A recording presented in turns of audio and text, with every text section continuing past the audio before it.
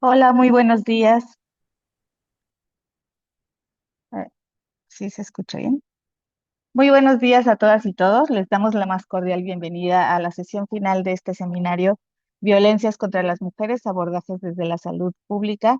Han sido varios meses de reflexión, análisis y aprendizajes colaborativos. Estamos muy contentos de llegar a este punto y hoy cerramos con broche de oro, con unas grandes invitadas en un conversatorio titulado Hacia una política integral e interseccional de atención a la violencia sexual, en el que integraremos todo lo que hemos trabajado desde el inicio de este seminario en junio de este año y exploraremos algunas de las prioridades para la nueva administración del sector salud desde una mirada comparada y regional.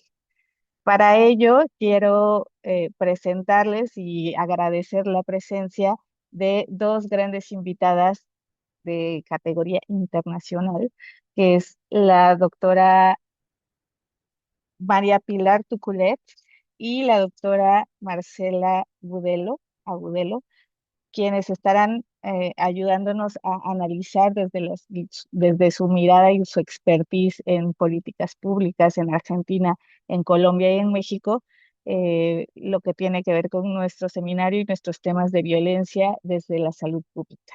También estarán como participantes en este seminario nuestras dos coordinadoras académicas, la doctora Aremis Villalobos, representando al Instituto Nacional de Salud Pública, y la maestra Maigüe Shanahan, directora de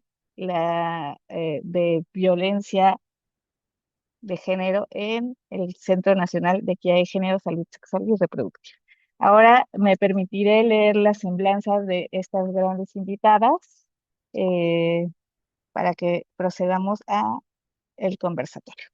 Bueno, la doctora María Pilar Tuculet es profesora de educación inicial, licenciada y profesora en psicología por la Universidad Nacional de La Plata y diplomada en gestión de políticas públicas territoriales por la Universidad Nacional de 3 de febrero. Actualmente es doctoranda en psicología por la Universidad Nacional de La Plata. Entre los años 2014 y 2020 trabajó en el Ministerio de Justicia y Derechos Humanos de la Nación, en la Dirección Nacional de Acceso a la Justicia, desempeñándose en un centro de acceso a la justicia donde desarrolló tareas de acompañamiento psicosocial a poblaciones en situación de vulnerabilidad con una fuerte impronta territorial e intersectorial. Desde el año 2020 hasta 2023 fue directora de atención a la violencia familiar y de género del Ministerio de Salud de la provincia de Buenos Aires. A partir del 2023 se desempeña como directora provincial de políticas sanitarias de cuidado para la erradicación de las violencias en el mismo ministerio. En este rol impulsa el desempeño, el diseño, la implementación y conducción de políticas públicas orientadas tanto al cuidado de las y los trabajadores de la salud como a la población usuaria del sistema sanitario, abordando integralmente las violencias desde una perspectiva de derechos humanos, género, salud colectiva y territorialidad. Muchas gracias a la doctora Pilar por su presencia. Ahora les leeré la semblanza de la doctora Marcela Agudelo. Ella es doctora en estudios de población, maestra en demografía y administradora en salud, nivel 2 del Sistema Nacional de Investigadoras e Investigadores SNI. Es profesora titular A de tiempo completo con nombramiento definitivo en el Centro de Investigación en Políticas, Población y Salud de la Facultad de Medicina de la Universidad Nacional Autónoma de México, en donde actualmente se desempeña como coordinadora general. Es académica numeraria del Departamento de Salud Pública y Sociología Médica de la Academia Nacional de Medicina de México, así como miembro regular de la Academia Mexicana de Ciencias desde el 2019, perdón. Funge como responsable de la maestría y el doctorado en Ciencias de la Salud, área socio- área sociomédica, campo de gestión y políticas de salud de la UNAM. Es autora de 65 artículos publicados en revistas utilizadas y arbitradas, 45 como autora principal o de correspondencia. Asimismo, ha publicado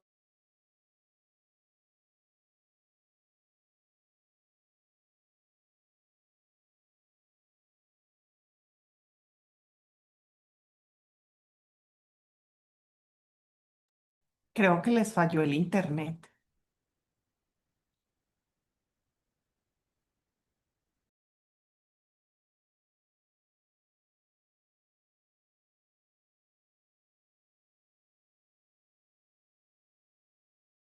Ya te escuchamos o te vemos, Adriana, pero no te escuchamos. Sí te vemos, pero no te escuchamos.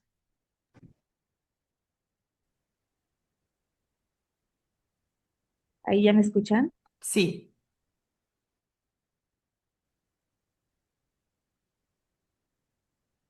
Listo. Pero no sé hasta dónde se alcanzó a escuchar las lecturas de la semblanza.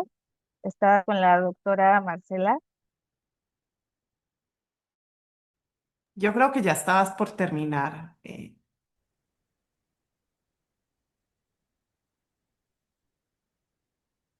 Ok, entonces de la, de la semblanza, disculpen esta interrupción, fue una falla en la de internet. Bueno, continúo con la lectura de la semblanza. Es la doctora. Entonces, es académica numeraria del Departamento de Salud Pública y Sociología Médica de la Academia Nacional de Medicina de México, así como miembro regular de la Academia Mexicana de Ciencias. Desde el 2019 funge como responsable de la maestría y el doctorado en Ciencias de la Salud, área sociomédica, campo de gestión y políticas en salud de la UNAM. De 65 artículos publicados en revistas y arbitradas, 45 como principal o de correspondencia. Asimismo, ha publicado 2 libros y 12 capítulos de libro, ha impartido más de 50 cursos de posgrado, maestría y doctorado, cerca de 20 de ellos como profesora invitada en instituciones nacionales e internacionales, y ha dirigido 28 tesis a nivel de licenciatura, maestría y doctorado. Es un honor contar con su presencia. Eh, Doctoras, ahora me permitiré leer la semblanza de la doctora, de la maestra Maiwefe Shanahan. Ella es maestra en ciencias sociomédicas con especialización en gestión y políticas de salud por la Universidad Nacional Autónoma de México. Cuenta con estudios en políticas públicas para el desarrollo con inclusión social por la Facultad Latinoamericana de Ciencias Sociales y una licenciatura en antropología social por la Universidad Autónoma de Yucatán. Ha, implement- Ha complementado su formación con numerosos diplomados y cursos en salud pública, epidemiología, comunicación en salud y promoción de la salud. Con más de 10 años de experiencia en el sector salud, ha colaborado como consultora e investigadora con instituciones nacionales e internacionales, entre ellas la Organización Panamericana de la Salud, la Universidad de Amberes en Bélgica y la empresa farmacéutica Sanofi. Su trabajo ha abordado temas claves como la salud sexual y reproductiva, la promoción de políticas de aborto seguro, el acceso a servicios de salud, los sistemas de salud y los determinantes sociales de la salud, además de incursionar en la antropología médica y el control de enfermedades transmitidas por vectores. Actualmente se desempeña como directora de sexual, reproductiva y de género en el Centro Nacional de Equidad de Género, Salud Sexual y Reproductiva de la Secretaría de Salud Federal, donde la política pública en los componentes de aborto seguro, violencia de género y sexual. Asimismo, es el punto focal de México ante la OPS para el fortalecimiento de los sistemas de salud en la respuesta a la violencia contra las mujeres, contribuyendo a la coordinación de esfuerzos internacionales para mejorar la atención y la protección de los derechos de las mujeres en contextos de violencia. Y por último, me permito también presentar la semblanza de la doctora Arenis Villalobos. Permítanme un momento.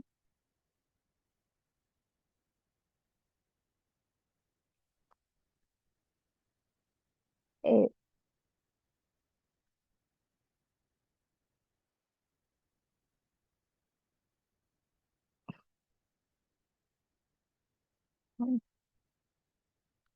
Estoy con esta.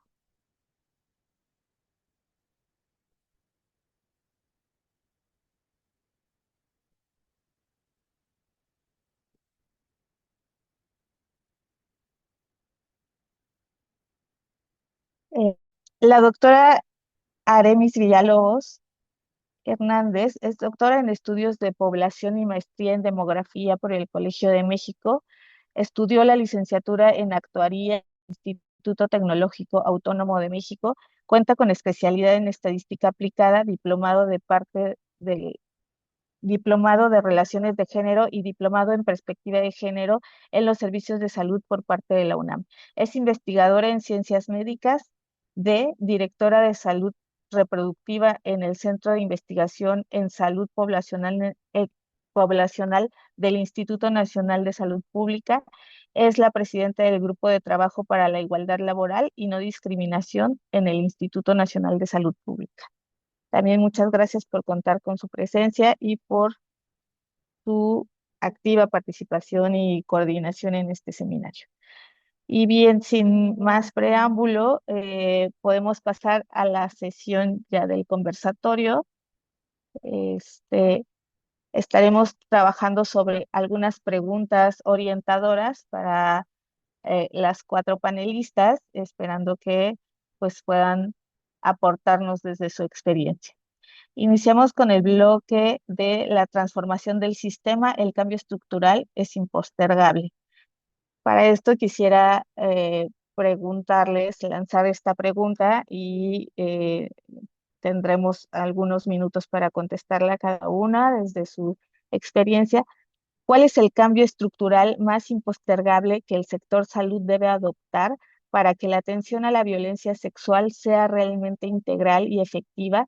¿Y qué condiciones sociales, políticas o institucionales hacen posible ese cambio?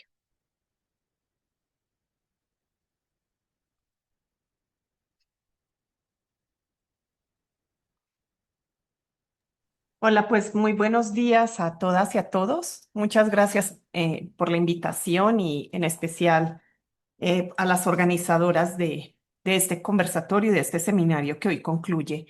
Bueno, yo creo que aquí hay varios temas que se van a ir entrelazando. Me gustaría empezar hablando de qué se requeriría, ¿no? Para poder institucionalizar un modelo que sea integral e interseccional. Lo primero es entender qué es esta interseccionalidad, ¿sí? Y qué es lo que estamos entendiendo como integral. Yo creo que ese es un punto focal en el que nos tenemos que detener a discutir y a revisar, porque lo hablamos de manera muy genérica, pero realmente cuando queremos establecer políticas públicas tenemos que tener mucha claridad de qué es lo que significa esto. Yo en primer lugar creo que si bien hay iniciativas y hay algunas políticas que han intentado abordar la violencia sexual en particular y las violencias en general en las mujeres, en el caso mexicano, una de las grandes dificultades que han impedido que esto se materialice y que realmente logre traducirse en un modelo de atención integral ha sido el tema de que esto no ha sido vinculante, ¿no? Las políticas públicas han quedado muy bien descritas en el papel, con algunos esfuerzos que son destacables de reconocer, pero que no han trascendido, ¿no? A todo el sector salud. Y por otro lado, algo que me parece que es importante de mencionar es que las violencias, cuando las vemos desde el sector salud, seguimos teniendo una lógica de lo biomédico, ¿no? Entonces, hablar de de la integralidad de las políticas públicas implica que esto se aborde incluso desde que pueda aparecer algún evento de violencia. La lógica biomédica, pues también sabemos que tiene una perspectiva que ha sido fragmentada y que por supuesto que no ha estado centrada en los derechos y en algo que vamos a hablar un poco más adelante, que es el trauma y la interculturalidad. Y la interculturalidad implica poner en el centro de atención a las personas, a las mujeres, a las niñas, a los niños, a las personas adultas mayor, a los hombres que son víctimas de violencia en todas sus formas, ¿no? Y de manera particular en lo que nos aboca hoy, que es la violencia sexual.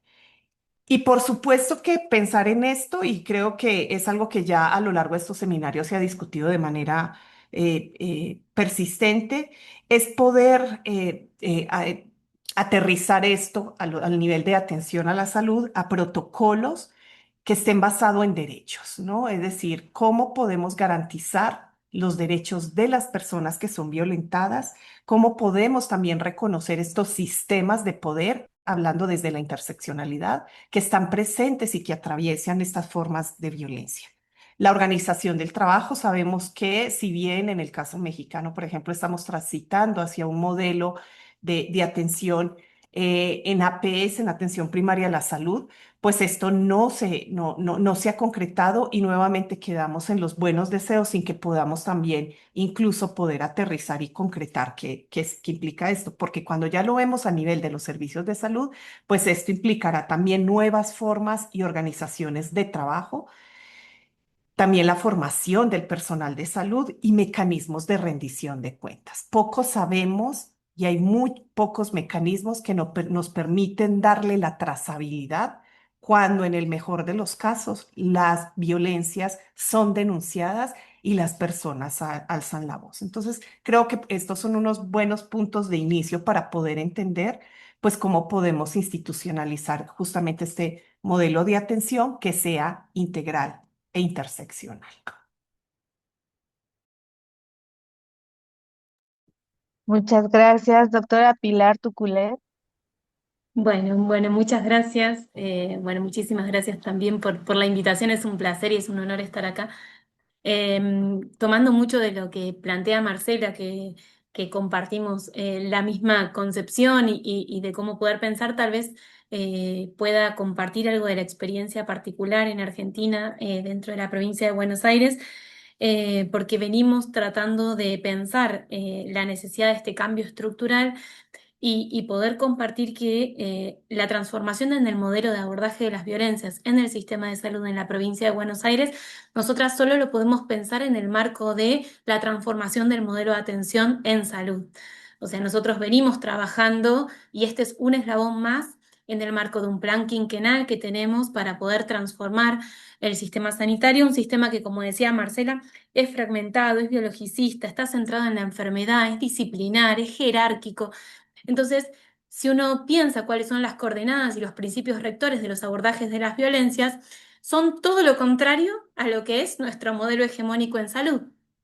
Entonces, pensar la transformación del modelo de abordaje de las violencias en salud necesariamente implica transformar el modelo hegemónico en salud. Eh, Porque poder pensar en lo concreto, cómo poder producir estas transformaciones, implica necesariamente poder empezar a pensar que los equipos de salud trabajen de manera interdisciplinaria o mucho más amplio, intersaberes, donde los saberes de la comunidad y los saberes de las personas en situación de violencia tengan un rol, pero también de todos aquellos profesionales, no trabajadores, no profesionales, que han ocupado un lugar de segunda categoría dentro de los equipos de salud en general por esta forma tan jerarquizada que tiene el sistema de salud, que no esté centrado en la enfermedad, sino nosotros trabajamos por líneas de cuidado, entonces poder pensar procesos de continuidad de cuidados y no procesos centrados en este caso en las violencias, sino poder pensar los niveles de complejidad.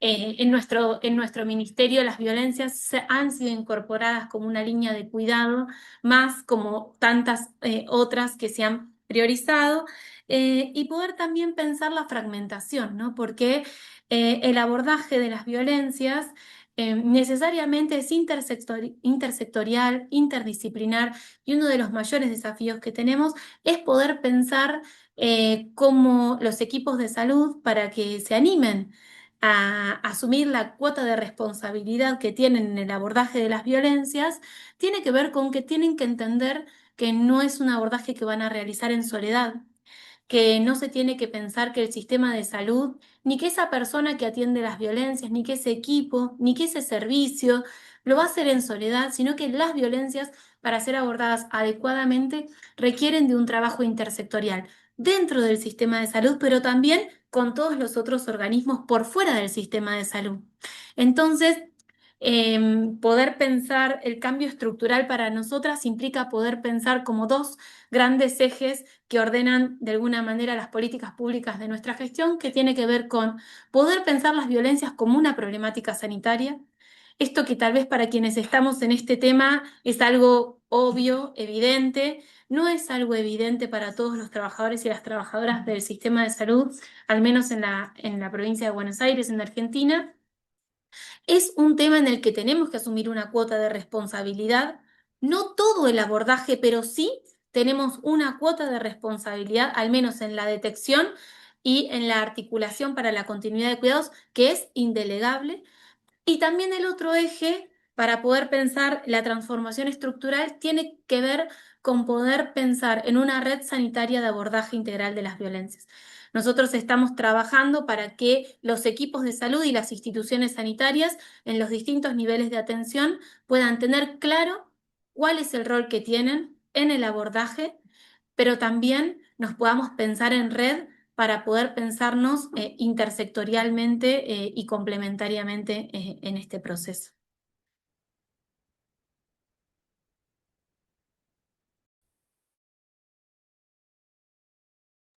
Muchas gracias. Ahora si gustan tomar la palabra la doctora Arenis, la maestra May. ¿Quieres yo primero? Por favor. Ok, bueno, yo también pensaba en la parte de prevención. Este rediseño incluye también que existan mecanismos de prevención y eso nos lleva mucho a un tema de educación. Esta parte de educación integral en sexualidad, por ejemplo, que exista un tema también en cuanto al cambio estructural respecto a la cultura en nuestras propias instituciones, ¿no?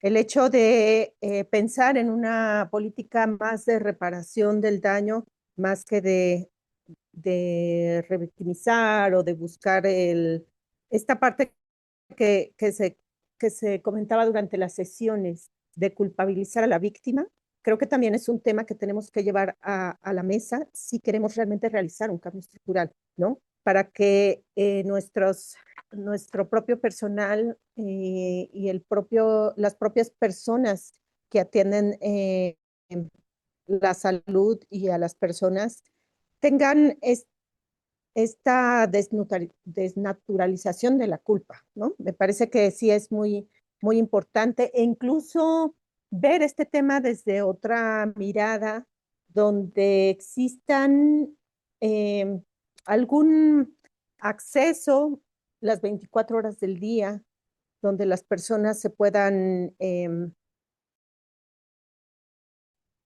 acercar y por supuesto adicional a lo que las compañeras ya comentaron, asegurar el financiamiento, ¿no? Que exista el recurso suficiente y que sea sostenible a través del tiempo para poder lograr estos modelos de atención más longitudinales donde se dé realmente la atención a las víctimas, no únicamente en un primer contacto, sino poderlas tener a lo largo del tiempo.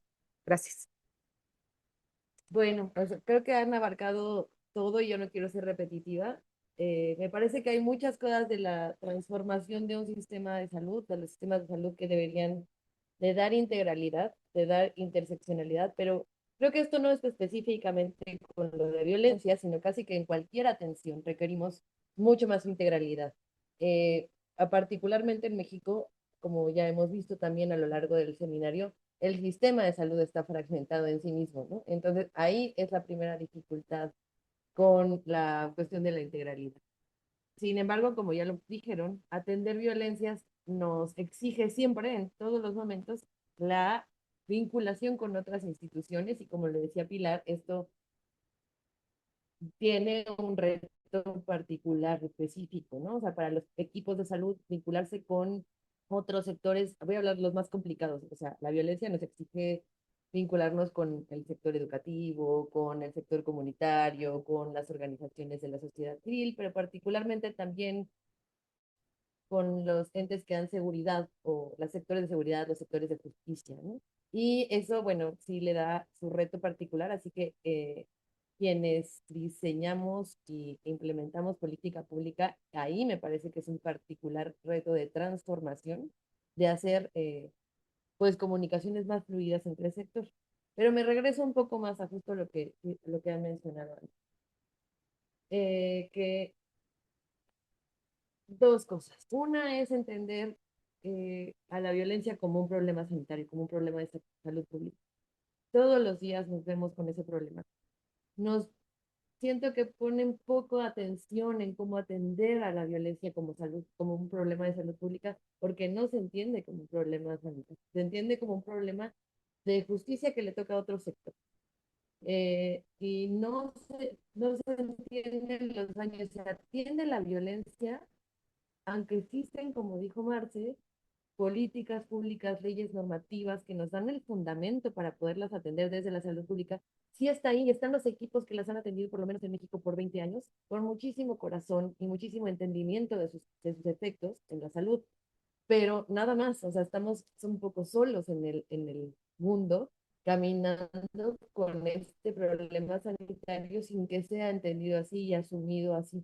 Entonces, sí se atiende en las unidades de atención como con diagnósticos fragmentados que van atendiendo los efectos y no las causas, no la causa, que es la violencia. Y quisiera compartir esto con ustedes. Que nada más hay un entendimiento de le atiendo el golpe o le doy su antirretroviral y la mando a otro sector a que ponga su denuncia para que les hagan justicia. En un país, no quisiera ofender a nadie, donde pues la impartición de justicia es compleja. Si entendemos la justicia solamente como el castigo punitivo o la institución que hace otro sector. Ayer estábamos teniendo un evento de formación con personal que tiene violencia y nos explicaba la ponente Jessica Gutiérrez cómo podemos hacer justicia desde el primer acto que recibimos a una persona que está atravesando violencia. O sea, la justicia no solamente es ese acto dicho por un juez, sino la justicia se hace desde el reconocimiento de no poner en duda la palabra de una persona que llegó víctima de violencia y todas las atenciones centradas en la persona con escucha activa que podemos hacer. Desde ahí estamos hablando de justicia y desde ahí estamos hablando de la reparación química del daño. O sea, de él me está reconociendo y validando que estoy atravesando un evento de violencia y eso ya tiene un efecto terapéutico y reparador para él. Entonces, regreso, la transformación, además de que es integralidad, también tiene que ser reconocimiento profundo de esto como un problema sanitario, donde no tengamos personal e institución, arquitecturas institucionales que perpetúan y replican esta violencia patriarcal, jerárquica, excluyente, etc. Entonces, en fin, eso creo que no quiero llevarme más tiempo, pero me parece que parte de la transformación tendría que ser en este sentido profundo. Creo que Marce tiene la... Sí, yo nada más quiero apuntar a una cuestión y es que coincido absolutamente de que la violencia ha quedado por fuera del foco de la salud pública, entendida como la salud pública en donde se deben instalar estas políticas y programas de promoción, de prevención y de atención continua.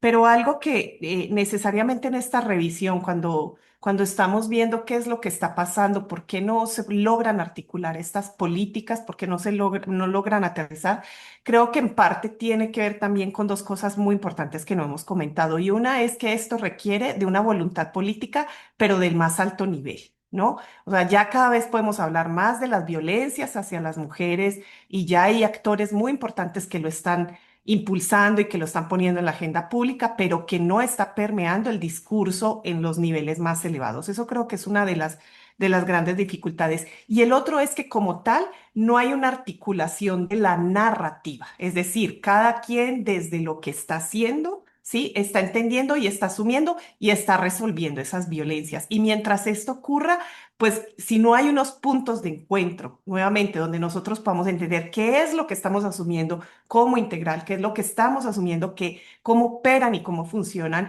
estos ejes de poder, de desigualdad y de interseccionalidad, y si además no articulamos esto en el discurso, difícilmente vamos a poder lograr que las políticas públicas trasciendan. Nada más para comentar.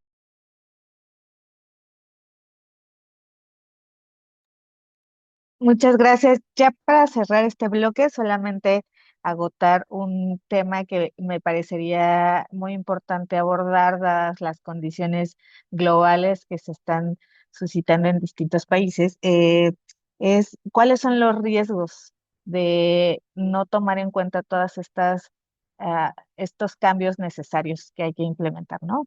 ¿Qué riesgos evalúan en los retrocesos o avances de lo que... No sé, Pilar, si quieras empezar. No, sí, poder, digo, pensaba en relación a los desafíos que tenemos y cómo a nosotros, al menos en Argentina en particular, nos pasa que estamos trabajando al mismo tiempo en la provincia de Buenos Aires intentando impulsar todas estas políticas y a nivel nacional tenemos el retroceso por ejemplo, nosotros teníamos un Ministerio de Mujeres y Diversidades a nivel nacional y a este último gobierno lo eliminó, queda en la provincia de Buenos Aires el único ministerio provincial de todo el país, que a nosotras nos ayuda mucho porque nos da un paraguas donde nosotros podemos apoyar y entender cuál es nuestra cuota de responsabilidad ahora como sistema de salud en el abordaje corresponsable de las violencias. Y tomando esto que dicen las compañeras y que venimos conversando, es muy importante para nosotras poder entender que una de las cosas que más trabajamos al interior de nuestros equipos de salud y nuestros decisores, porque la decisión política, y comparto con Marcela, es lo que ordena todo para generar condiciones de posibilidad, porque personas que abordan violencias en el sector salud hay desde siempre.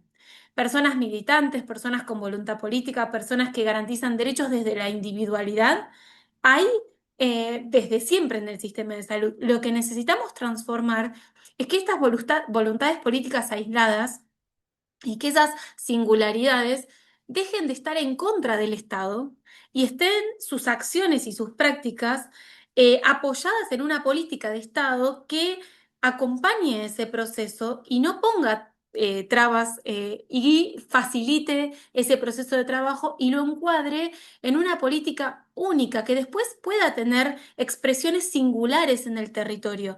Pero hay una concepción de un paraguas epistemológico, político, conceptual, metodológico, que tenemos que universalizar y federalizar en este punto porque necesitamos la decisión política para que esto ocurra, pero también sabemos que para que exista decisión política hay muchos intereses, ¿no? que se ponen en juego, hay muchas resistencias, porque es una disputa política para que esto pueda progresar y ahí nosotras tenemos una realidad muy difícil a nivel nacional porque todas las políticas de abordaje de las violencias, de salud sexual, reproductiva, no reproductiva, han sido anuladas a nivel nacional, con lo cual tratamos de contrarrestar a nivel provincial, pero tenemos muchas dificultades porque, bueno, avances y retrocesos no son neutrales a la hora de poder pensar en la exacerbación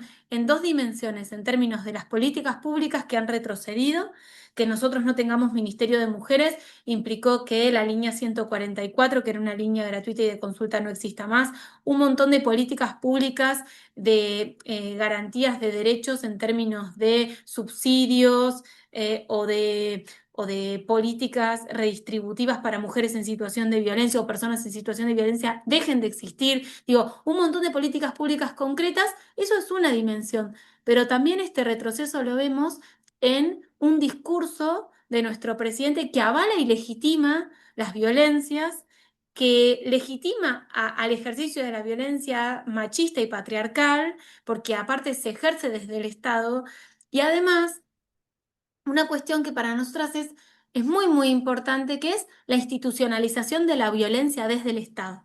Digo, la legitimación de la crueldad como forma de hacer política. Entonces, sin dramatizar, nos interesa muy particularmente poder enfatizar la posición del Estado y la voluntad política para poder transformar esto, pero también el rol que nosotros estamos teniendo a nivel nacional de la voluntad política de exacerbar, legitimar y fundamentar las violencias y poner en duda todos los avances, porque hoy tenemos un presidente que habla y pone en duda y dice, habla de matar bebés cuando habla del aborto, que acá en nuestros países es legal, y también habla de poner en duda la figura del femicidio, que nosotros acá también tenemos por ley. O sea, tenemos un presidente que va en contra de las leyes. Entonces, me resulta como tramando todo esto que venimos charlando, importante poder pensar esto, los retrocesos y los avances y la decisión política para los dos lados, ¿no? Para legitimar las violencias y para abordarlas, prevenirlas y erradicarlas.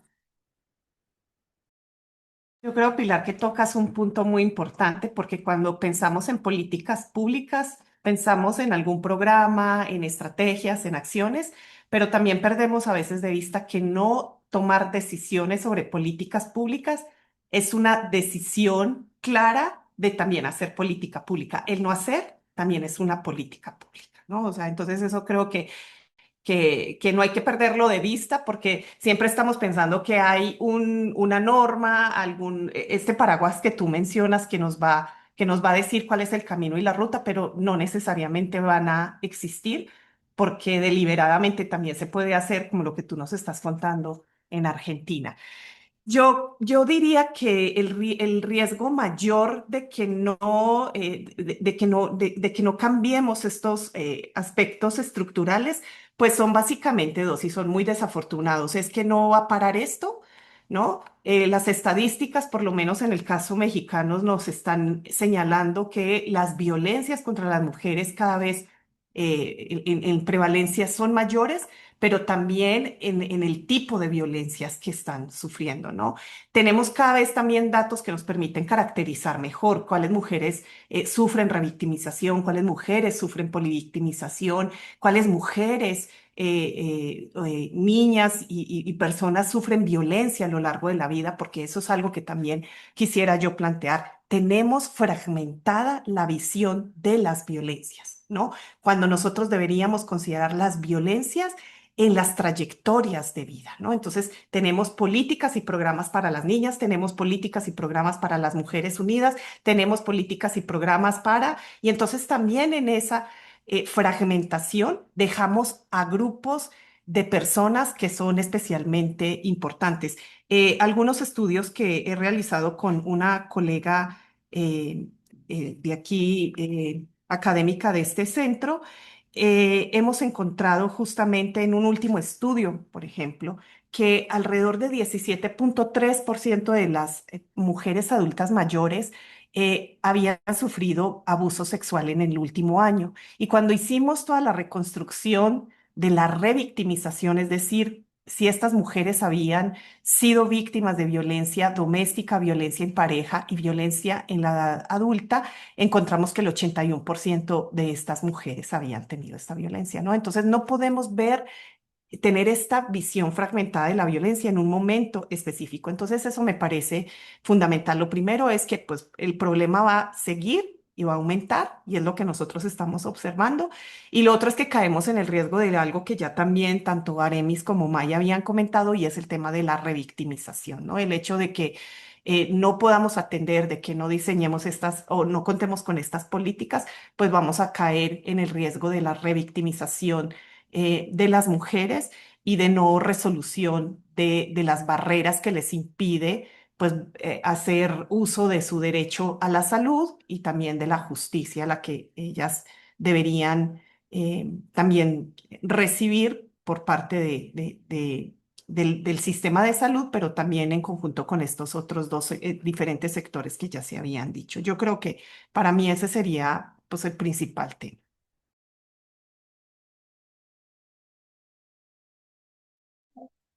Maestra May. Creo que no hay que poner tanta imaginación en cuáles son los riesgos. Creo que el mundo en este momento nos está mostrando cuáles son los riesgos. O sea, ha habido muchísimo retroceso. Por supuesto que Argentina nos duele particularmente porque por esta visión pues de hermandad latinoamericana y de ese avance que habíamos tenido casi en paralelo de ciertos derechos en salud que tocan a la vida sexual reproductiva y pues la vida libre de violencia de las mujeres, con todos sus retos y todos sus pendientes y sus deudas, pero había habido un avance paralelo y verlo desde aquí es muy doloroso. Sí, pero tampoco voy a dejar de lado, México, tenemos aquí al lado a Estados Unidos, que ha tenido grandes retrocesos en pues todas el reconocimiento de esta narrativa que hablaba Marcela, que empuja la voluntad política, una narrativa de entender, este, una narrativa articulada de entender las violencias como pues un problema público que debe atenderse de esa manera pública y que ha sido fragmentada y no solamente fragmentada, ha sido pues, ni siquiera desmantelada, o sea, la institucionalidad que había logrado está siendo desmantelada y los riesgos están ahí evidentes. Entonces, me parece, voy a tener una intervención optimista porque a pesar de que este es un país que tiene muchísimas violencias atravesadas, entretejidas, que potencian una de la otra, o sea, esto que decía Marcela en su estudio. Claro, uno que ha vivido violencias, o sea, la convergencia entre diferentes violencias que vive una sola persona en su trayectoria, en un contexto como el mexicano, pues es doloroso, complejo y muy estructural y cultural. Pero en una visión optimista sí quiero decir que creo que estamos frente a un momento donde la rectoría de los gobiernos del Estado mismo y la gobernanza dentro de salud debería ir ordenando esta visión integral de este problema que no solamente es sanitario, es mucho más que eso, pero desde el enfoque que hoy nos convoca, lo hablaré así, que esta rectoría entonces debería ordenar estas protocolos, soluciones, esta visión integral con perspectiva interseccional. Y sí, o sea, en este momento creo que deberíamos de capitalizar en la presidencia, que justo el discurso, la narrativa, el problema público, la agenda pública con las mujeres está ahí dicho, al menos todos los días, al menos dicho, y eso deberíamos de capitalizarlo en articularlo mejor en narrativas, en programas, y en construcción, no por omisión, sino por hecho de política pública efectiva. Entonces, sí, hay mucho riesgo, pero diremos que capitalizaremos eso en la medida de lo posible. Perdón. Y yo nada más agregaría una mirada a largo plazo, ¿no? Por todo lo que estuvimos revisando en el seminario de las consecuencias que tiene la violencia, tanto en la parte de la salud mental, los efectos a largo plazo, los suicidios, los embarazos no intencionados y demás, o sea, ITS y un montón de cosas. Entonces, no únicamente ver el hecho de la violencia, sino ver el efecto de la violencia a largo plazo. Y además, esta parte que ya se comentaba, si no se están atendiendo las necesidades, esperaríamos incrementos, normalizaciones y demás cuestiones mucho más revictimizantes, como bien mencionaba Marcela. Gracias.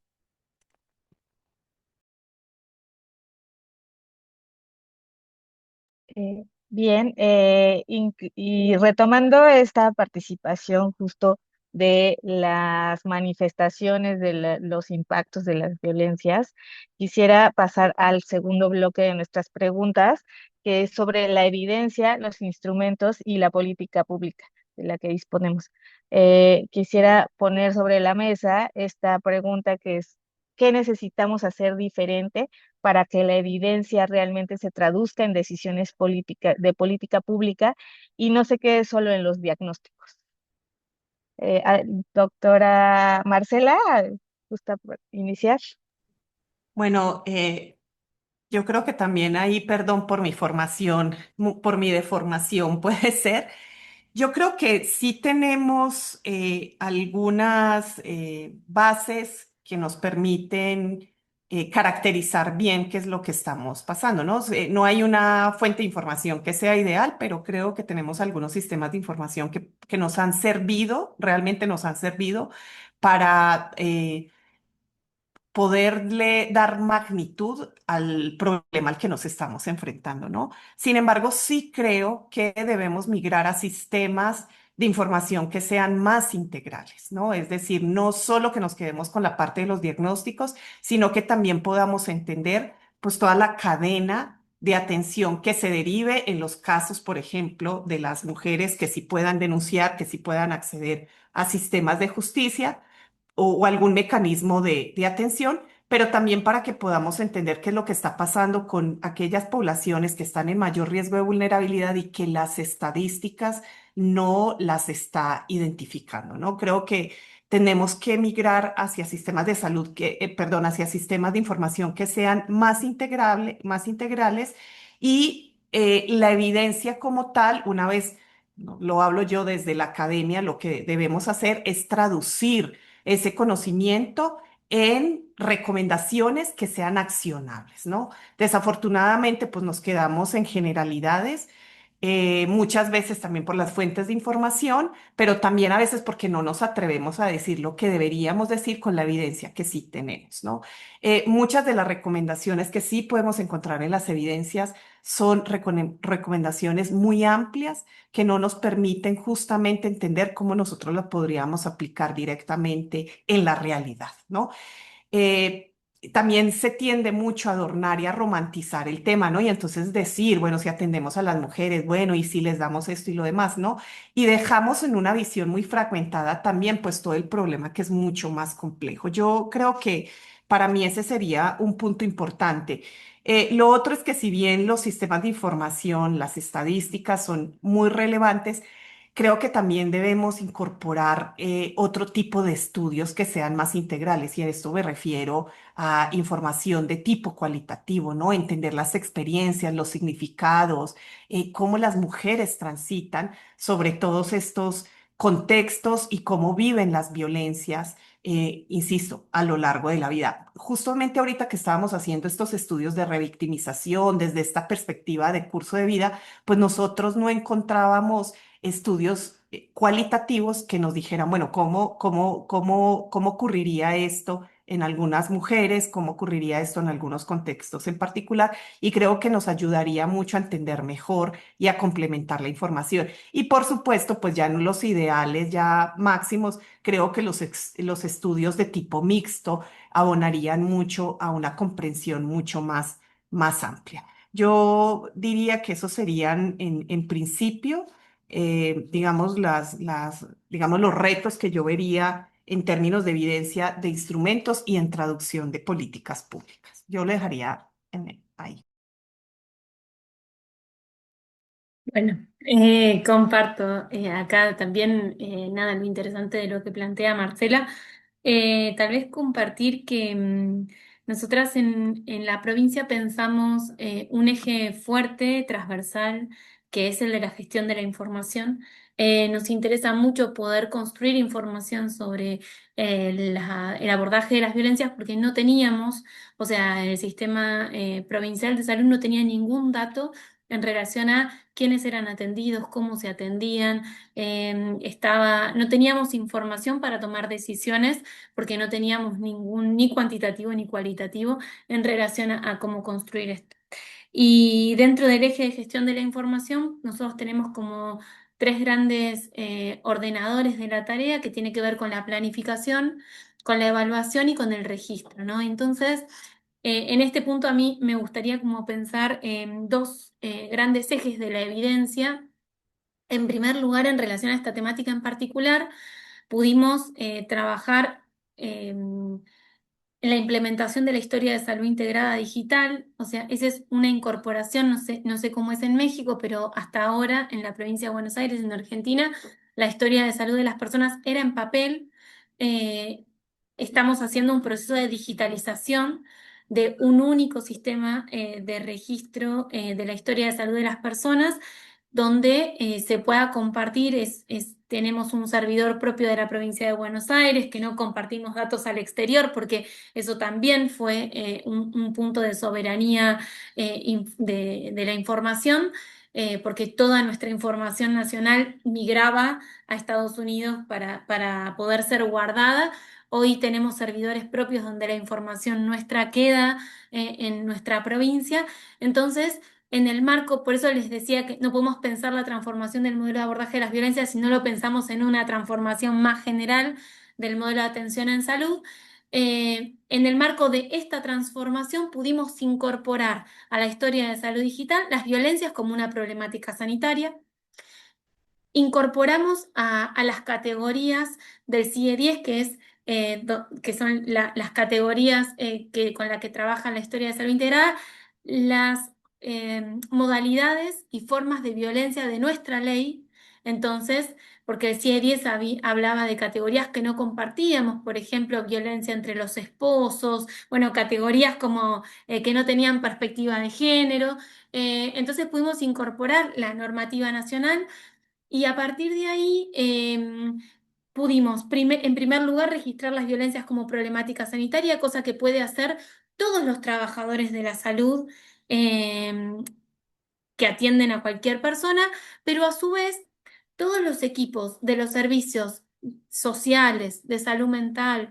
Nosotros tenemos un servicio interdisciplinario que se llama de área programática en salud. O sea, esos tres equipos, pero después personas singulares, pueden acceder, si tienen el rol de abordaje, a un formulario específico para registrar situaciones de violencia. Violencia, como decía Marcela, en todo el trayecto de vida de las personas, de niños, niñas y adolescentes, y por razones de género. Entonces, en ese formulario al que no tienen acceso todos los trabajadores de la salud, sino específicamente quienes realizan abordajes, podemos registrar datos sobre la persona en situación de violencia, podemos registrar datos sobre el agresor, podemos registrar datos sobre la situación de violencia y podemos registrar sobre nuestras intervenciones como equipo de salud. Por primera vez podemos visualizar si una persona ha sido atendida en otro efector.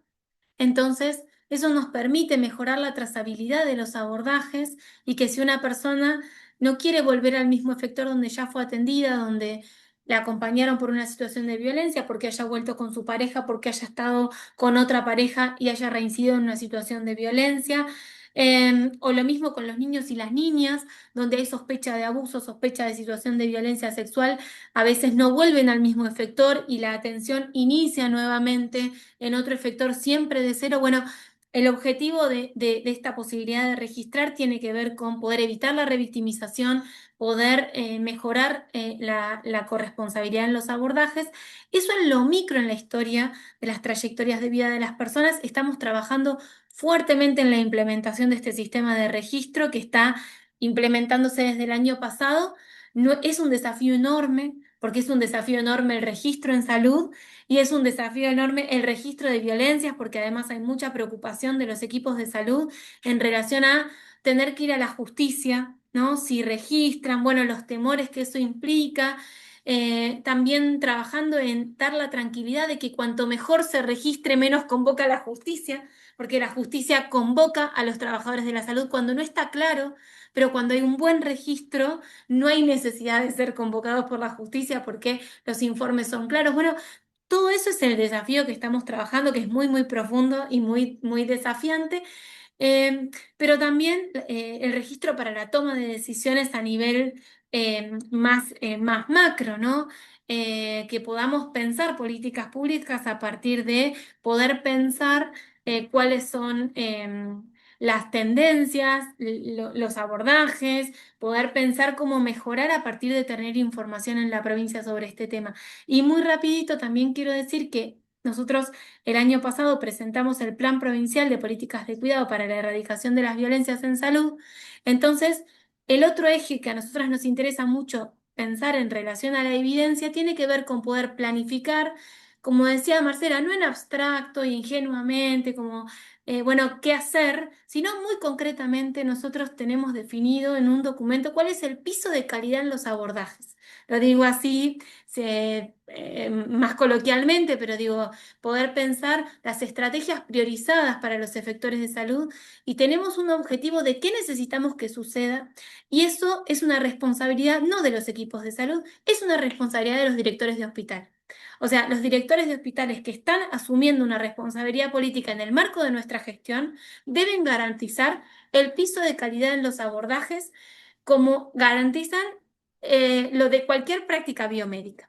Así como nadie duda que si alguien entra por una guardia a atenderse por una apendicitis, esa persona tiene que tener atención, eh, lo mismo tiene que suceder con las personas que se atienden en el sistema de salud por situaciones de violencia. Entonces, para nosotras, construir evidencia también tiene que ver con poder planificar, construir indicadores claros de política pública y poder evaluar el cumplimiento de esas acciones. Perdón, quisiera comentar algo muy rápido y que tocó Pilar y que no podemos pasar de vista, porque justamente lo que nos convoca es cómo esta evidencia y cómo estos instrumentos podrían contribuir a las políticas públicas. Y algo de lo que sí estamos fallando, lo digo muy particular para el caso de México, es que no evaluamos las políticas, no evaluamos los programas. Y si no retroalimentamos si lo que estamos haciendo funciona, difícilmente vamos a poder mejorar algo, ¿no? Porque no sabemos dónde estamos fallando, qué es lo que está fallando y qué se necesitaría para mejorarse ese proceso. Y lo otro que me parece también importante es que también hay un temor, ¿no? Justamente porque en los niveles operativos, que son los que tienen que reportar, ¿no? Que son los que deberían registrar, pues también hay una serie de restricciones en digamos, en esta dualidad de los incentivos y las sanciones, ¿no? Porque cuesta también mucho reconocer cuando pues están incrementando ciertos casos, ¿no? Entonces, pues mejor lo mantenemos aquí callado, no hacemos tanto ruido porque esto nos va a impactar en los indicadores de calidad o en los resultados del centro de salud o del hospital o de lo que sea. Entonces creo que esa parte tampoco se ha tocado y estamos hablando también de sistemas de información en salud, pero nuevamente volvemos a este punto. No es única y exclusivamente responsabilidad del sector salud. Esto requiere de sistemas de información que sean interoperables, ¿no? Entonces, el sistema de justicia tiene su propio sistema de información, los sistemas de salud tienen unos y así nos podemos ir a los diferentes sectores. Yo quisiera abonar a lo que ya dijeron mis compañeras respecto a la evaluación que comentaba ahorita Marcela. Valdría la pena también tener una retroalimentación, no únicamente de arriba hacia abajo, sino una retroalimentación que sea más horizontal e incluso más circular, ¿no? Que venga en los dos sentidos, sobre todo para mejorar el sistema. E incluso repensar un poco los indicadores que se reportan. ¿Qué tal pensar más en la satisfacción de las personas usuarias y de la necesidad y de este, em, esta manera en que interactuó entre los sistemas de justicia, salud, psicológica, la atención hasta que todo el seguimiento que se le dio y no únicamente en centrarnos en finalizar el reporte o el expediente? Y también el tema de formar y cuidar a quienes atienden. Me parece que es fundamental que una política pública también debería de considerar al personal de salud y sobre todo nuestros temas, ¿no? ¿Cómo, cómo les cuidamos? ¿Cómo hacemos que su atención sea lo más integral cuando también tienen sus propias posiciones respecto al tema de violencia, reciben casos que son muy impactantes? Entonces, también reconocer esta diversidad de las violencias y cómo cuidar y cuidarles. Gracias. Bueno, obviamente han abordado cosas muy importantes y profundas. Quisiera hacer un poquito una clasificación de lo que se ha hablado aquí, porque la pregunta iba un poco también en cómo hacemos que la evidencia sea traducible para la toma de decisión. Me parece que como ya platica, bueno, como estaba platicando Marce, hay muy buenos datos, todo es mejorable, pero hay muchísima información. Creo que yo diría que ni siquiera es como que hace falta información cual y mixta, o sea, creo que existe tanto en México, o sea, en Latinoamérica, pero en México tenemos unas encuestas que hablan, para mí, tuvimos durante el seminario a quienes trabajan en la ENDIRE, que es la encuesta nacional de relaciones y dinámicas en los hogares, que da cuenta de las violencias contra las mujeres. Es para Pilar le platico, es una encuesta que tiene una metodología maravillosa, donde mandan a muchas mujeres, casi exclusivamente mujeres, a campo y se quedan durante varios días con la misma persona haciendo una encuesta muy profunda. O sea, creo que tenemos grandes datos. Creo que tenemos además mujeres que han salido a campo a caracterizar las violencias, las diferentes violencias que viven las mujeres, tanto así desde la historiografía, desde el periodismo. O sea, creo que tenemos una cantidad importantísima, profunda, dolorosa de las violencias contra las mujeres en México que nos permiten dar una toma de decisiones. El problema sería cómo hacemos traducible eso. ¿no? ¿Cómo hacemos traducible y atractivo? ¿Cómo, justo platicando con gente preocupada por esta problemática pública, es, por ejemplo, esta encuesta de la que hablamos aquí, es una encuesta que tiene tantos datos que para la gente que procesa datos es un poco compleja trabajarla, porque tiene muchísimos datos. Entonces, justo creo que lo que deberíamos hacer con la evidencia, que sería la primera clasificación, es empezar a hacerlo traducible y atractivo para tomadores de decisión, ¿no? Otra dimensión, otra dimensión, otra clasificación de la información que estamos hablando aquí es el tipo de registro que podemos tener y cómo mejoramos ese registro en dos sentidos. Estábamos hablando para la toma de decisión, o sea, que los registros administrativos también estén abonando a esta información traducible para quien toma decisiones y para gestionar mejor los casos. O sea, es un poco, ¿no? O sea, están los de registro y qué hacemos para no revictimizar, para no volver a preguntar, para que haya comunicación entre instituciones. En México existe dentro de la Ley General de Acceso a Mujeres a una Vida Libre de Violencia la obligación del Estado de tener un banco de datos, pero también un banco de información y registro que permita hacer gestión interinstitucional de estos casos. Falta madurarlo, se llama Banavi, el Banco de Información de Atención a Mujeres que viven violencias. No, siquiera, no sé si lo dije bien, pero bueno, ese es el Banavi y busca estas dos cosas, mejorar el registro para la toma de decisión, pero también el registro de información para la gestión de un caso que tenga trazabilidad interinstitucional. Tenemos todo un andamiaje, hay que empezar a traducir también quienes tratamos de analizar, bueno, aquí todas las que estamos sentadas aquí también hacemos esa cuestión de análisis de datos, para que, a mí voy a usar esto, que la voluntad de los políticos también se mueve por los intereses que van a legitimar su poder, básicamente, ¿no? O que van a darle un ahorro económico, ¿no? ¿Cómo hacemos que esta evidencia mostremos, si hacemos esta intervención, sí tiene una implicación económica en el país o tiene una implicación de ahorro en el sistema de salud o esto hace más efectivo este protocolo? O sea, como entender que más bien el análisis y la traducción de estos datos en la toma de decisiones muy concreta, creo que es como tendremos que estar usándola para poder hacerlo atractivo a los tomadores de decisión. Entonces creo que eso es el reto que hay que empezar a trabajar o enfocarnos en ello. Y no quiero acabar de hablar sin decirles lo mucho que nos interesa en este equipo. Eh, las condiciones también del personal de salud que atiende en el documento que hemos estado construyendo a lo largo de este año, que retoma, quiero decirlo, este día de cierre, muchos de los aprendizajes aquí plasmados en este seminario. Sí incluimos este capítulo de trauma vicario que puede sufrir el personal que atiende violencias, porque no es lo mismo atender quizá una infección respiratoria, ¿no? Sé que muchas cosas son muy dolorosas, ¿no? El cáncer es muy doloroso y así, pero cuando hay que atender violencias vinculándonos con otros sectores que me llaman a testificar, que me llaman a hacer peritajes, que tengo que estar quizá atendiendo a una persona que es víctima del crimen organizado que está fuera de mi hospital. O sea, ese trauma vicario hay que también empezar a documentar sobre él para poder tomar decisiones que acuerpen y acompañen institucionalmente a estas personas que individualmente lo están haciendo en nuestros países. Y me voy a callar en esto. Ay.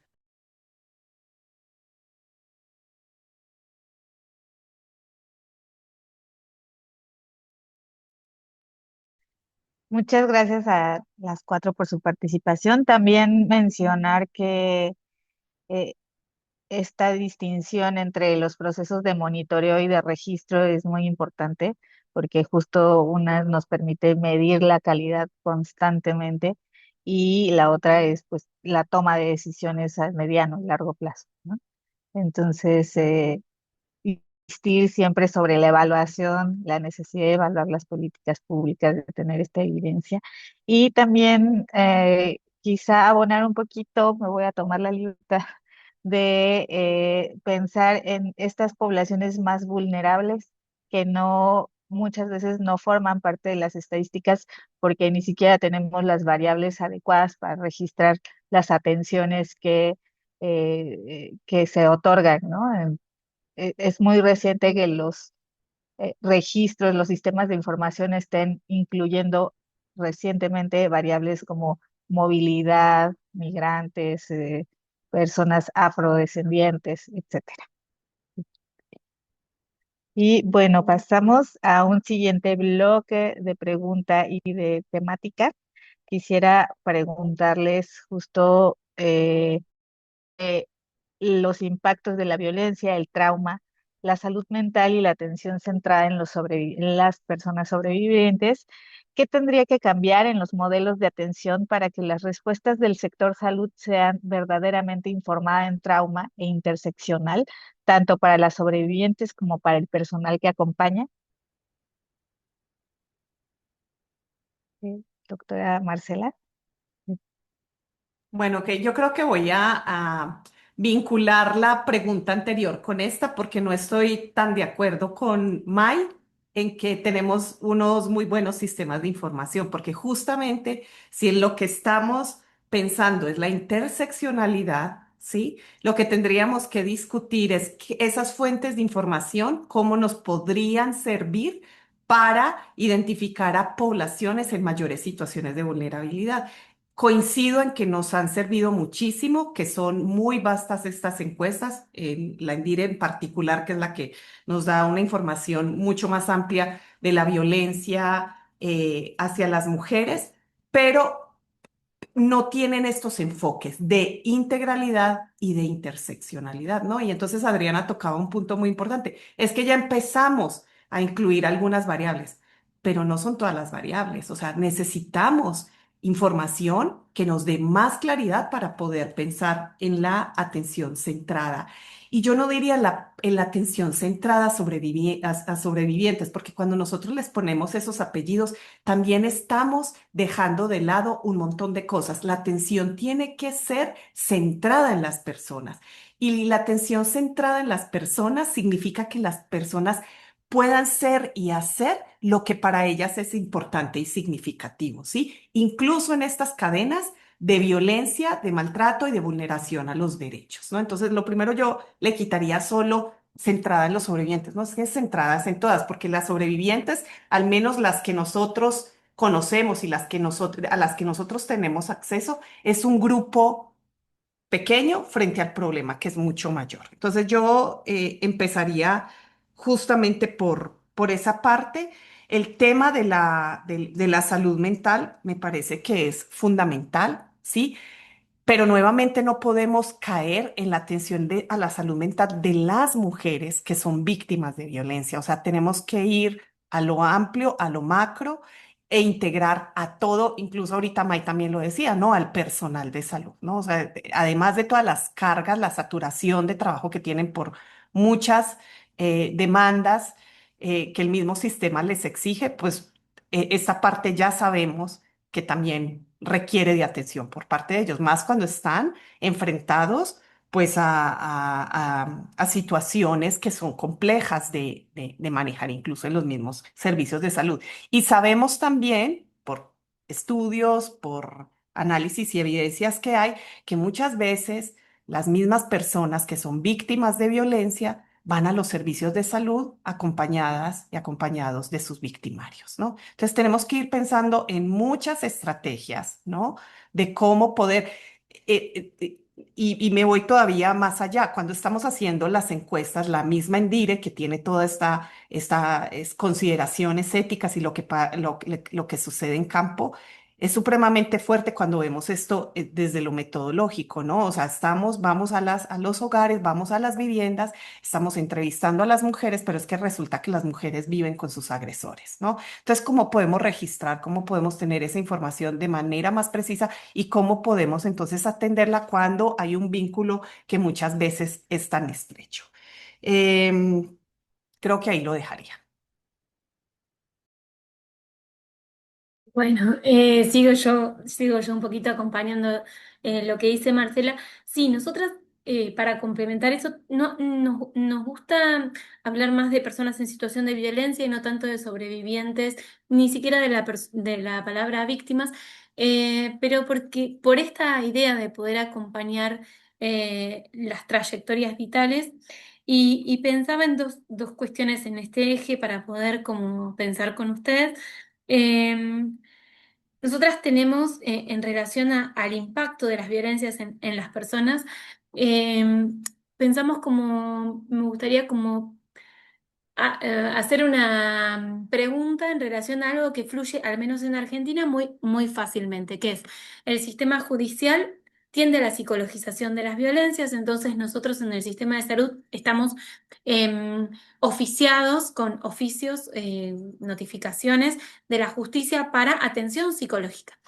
Entonces yo quería traer, bueno, ¿qué entendemos, ¿no? por el acompañamiento a las personas en situación de violencias en la continuidad de los cuidados, porque nosotras tratamos de pensar en los escenarios de detección, ¿no? Que una persona en situación de violencia puede venir a hablar de su situación de violencia o la podemos detectar en el marco de cualquier otra práctica sanitaria, o por cualquier otra situación que se suscita en un abordaje en salud en relación a cualquier otra problemática.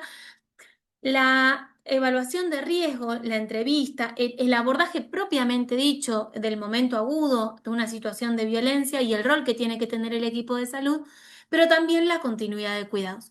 Entonces ahí se nos produce, sobre todo en la continuidad de cuidados, algo que tenemos que desnaturalizar, pero que nos resulta muy difícil porque el sistema de salud, al menos aquí, está muy acostumbrado a que a las violencias ofrece atención psicológica individual. Y el sistema de justicia lo que hace es pedir atención psicológica individual. Entonces se juntan, nosotros decimos, el hambre y las ganas de comer, porque ellos nos piden lo que nosotros más fácilmente sabemos dar y nosotros damos lo que ellos nos piden. Entonces tenemos una demanda muy particular al sistema de salud de atención psicológica individual. Y creemos que parte de transformar el modelo de atención en salud, así como es transformar la modalidad de abordaje de las violencias, también es transformar la modalidad de abordaje de las problemáticas y los padecimientos en salud mental.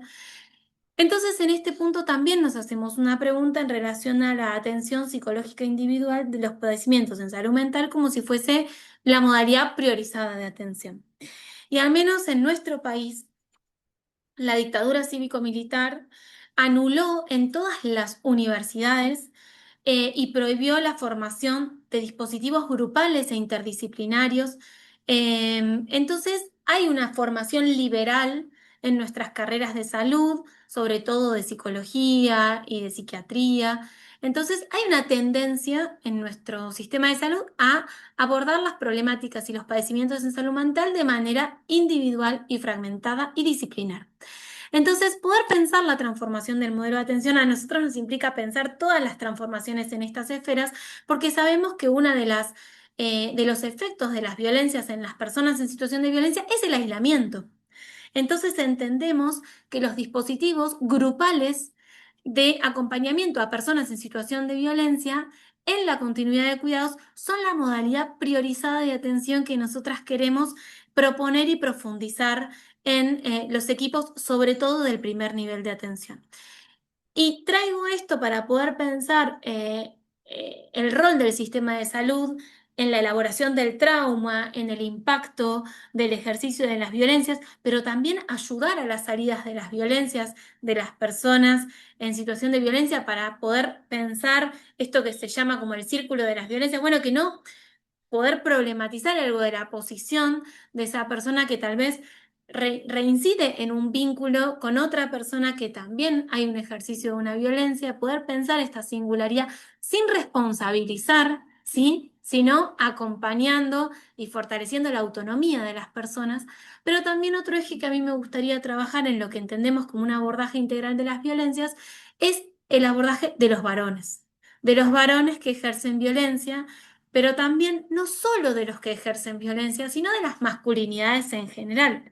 Digo, estamos tratando de introducir además de la perspectiva de género más clásicamente como la conocemos, poder introducir la perspectiva de masculinidades, entendiendo que el modo de socialización de los varones en el patriarcado reduce sus posibilidades de tramitación, de elaboración de sus emociones, entendiendo que el silencio es una de las formas de elaborar las emociones, que la la autosuficiencia, el autovalimiento, pero también la agresión, el enojo y el ejercicio de las violencias como la forma correcta y permitida y naturalizada de elaborar las emociones de los varones.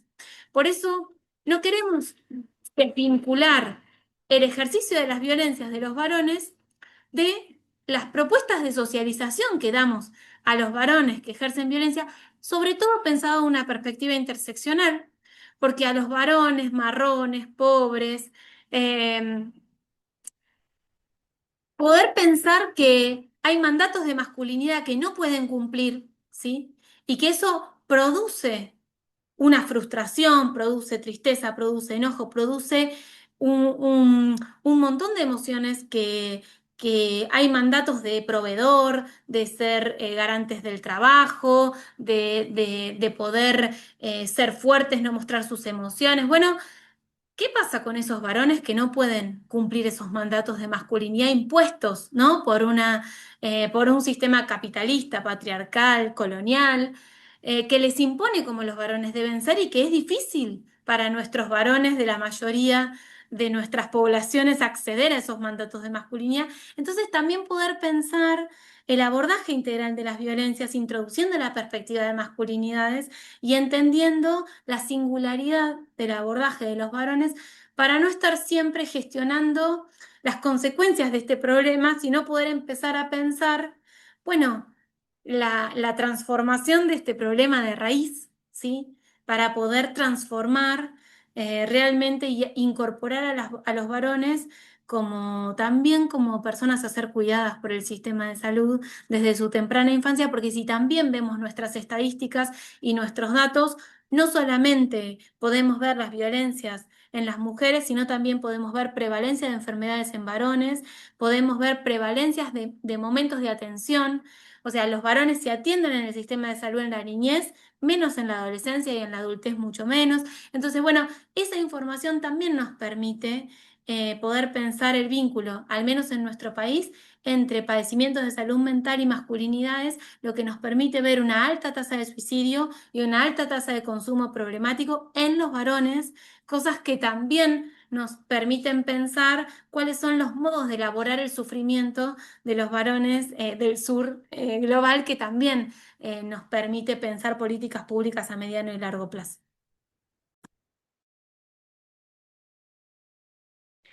Bueno, pues yo agregaría a lo que ya comentaron nuestras colegas, que estos modelos de atención que son más continuos, centrados en las personas, que lo que se busca es el seguimiento, realmente lo que buscan es la dignidad de las personas, ¿no? Y entonces, introduciendo este término de la dignidad de las personas, porque al final esto busca también no solo la dignidad, sino el respeto y la autonomía que se comentaba. Y también si la evaluación no se hace bien desde los inicios, pues hay mayores probabilidades de que las personas deserten, ¿no? Y entonces abandonan y pues no olvidar que solo no buscamos únicamente una atención, sino buscamos una reparación del daño. Y visto así, es que se deben de ver los temas de una forma mucho más integral. También pensaba en cuanto a la confianza y al consentimiento que debe de ser continuo en cada uno de los procesos. Debe de ser un proceso continuo el trabajar con el consentimiento, contar con espacios que realmente sean privados, libres de interrupciones, e incluso la cultura institucional que valide el impacto de la violencia en las personas, tenerles confianza a las personas, que sea un estándar, no una excepción, y con eso eliminar mucho este tema de culpabilizar a las personas, sino atender. Gracias. Bueno, voy a discutir con Marce. No, no es cierto. No, no, no, que, nada, quiero decir que creo que no me emocioné hablando del Endiré y no me di a entender completamente.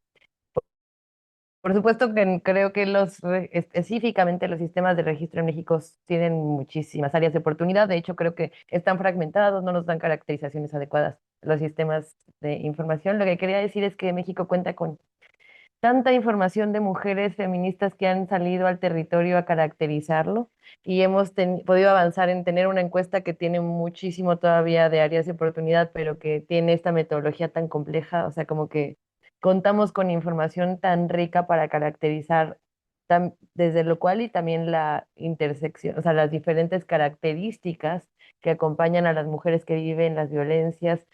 O sea, pienso en las mujeres que han trabajado para tipificar el feminicidio en México, las que están en el territorio como siguiendo feminicidios en las comunidades más alejadas, las que siguen al crimen organizado. Pensaba más bien en eso, creo que me desvié hablando del Endiré, pero para nada quería decir que no hay un camino muy grande que hacer para esta evidencia, así que concuerdo contigo, Marce es mi maestra y, y la adoro mucho, pero era esto más bien. Ahora regreso entonces con con lo de los modelos de atención y tengo muchas cosas que decir, que creo que en México sí hemos avanzado en algunas cosas de tener los modelos, pero como dijimos en el bloque anterior, falta tanta evaluación, ¿no? Me encantó todo esto, esta reflexión que Pilar pone entre lo individual desde un punto de vista muy liberal y lo grupal. Aquí hay muchísima defensa de lo individual, o sea, hay muchísima convicción de que no solamente lo individual, tenemos grupal e individual muy especializado. Hay muchísima convicción en que lo especializado es muy necesario. También creo que comparto esa convicción, no sin ponerle mucho esfuerzo también a lo grupal. Tenemos trabajo acá, modelos de atención grupal con hombres y mujeres, o sea, no solamente con mujeres, sino también con hombres, y requiere, creo que, mucho también esfuerzo del Instituto Nacional de Salud Pública de acompañarnos también, o de la Universidad Nacional Autónoma, de las instituciones académicas, de acompañarnos en evaluar la efectividad que tienen estos y pues como también irles mejorando, irnos profundizando en estas cosas. Sí diría que lo que necesitamos modificar, por lo menos en México, de los modelos de atención es diseminar en el primer contacto esta sensibilidad de cuando llega cualquier persona que ha atravesado una situación de violencia. O sea, creo que eso no se entiende.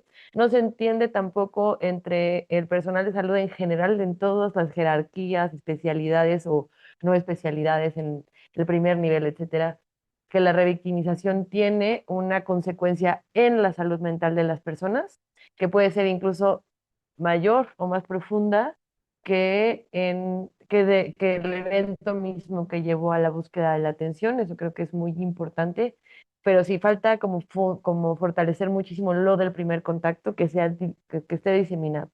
Y luego lo grupal, que me encanta esta visión colectiva que tiene evidencia que ayuda, que tiene evidencia terapéutica, que tiene evidencia de empoderamiento, así que creo que hay que ponerle mucho más ahí.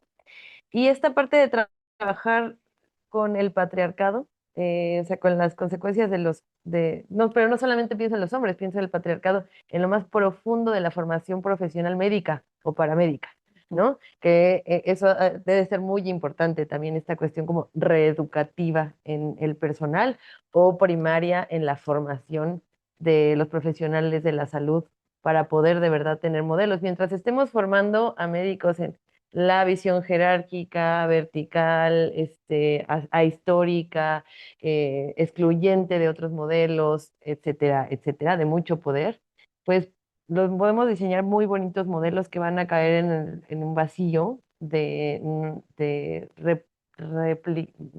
de pues sí, de perpetuar las violencias mismas institucionales que generan esta revictimización. Creo que para no quitar más tiempo, porque ya se nos va a hacer tarde, pero sí esto, y sí quisiera, sí, creo que aprendimos mucho en este seminario, sí la importancia de lo que es entender el trauma y cómo trabajarlo. Entonces, sí, los modelos, independientemente que vayan desde lo primer contacto hasta lo más especializado, dependiendo de la severidad del caso, la persona, etcétera, sí creo que el trauma será muy importante ponerlo también en el centro de las discusiones en los modelos de atención. Y creo que con esto termina.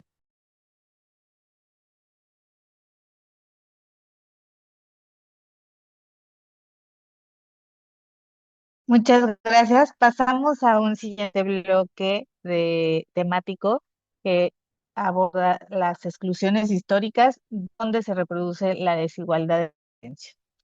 Quisiera poner sobre la mesa esta pregunta que es sobre cuáles son hoy los nudos duros de exclusión que una política integral debe atender explícitamente para no seguir reproduciendo desigualdades. ¿Qué ajustes concretos deberían incorporarse para garantizar accesibilidad, pertinencia cultural y trato libre de prejuicios? Doctora Marcela. Bueno, yo creo que de alguna manera ya hemos ido abordando esto, ya hemos ido dando algunas pistas sobre qué deberían tener estas políticas, ¿no?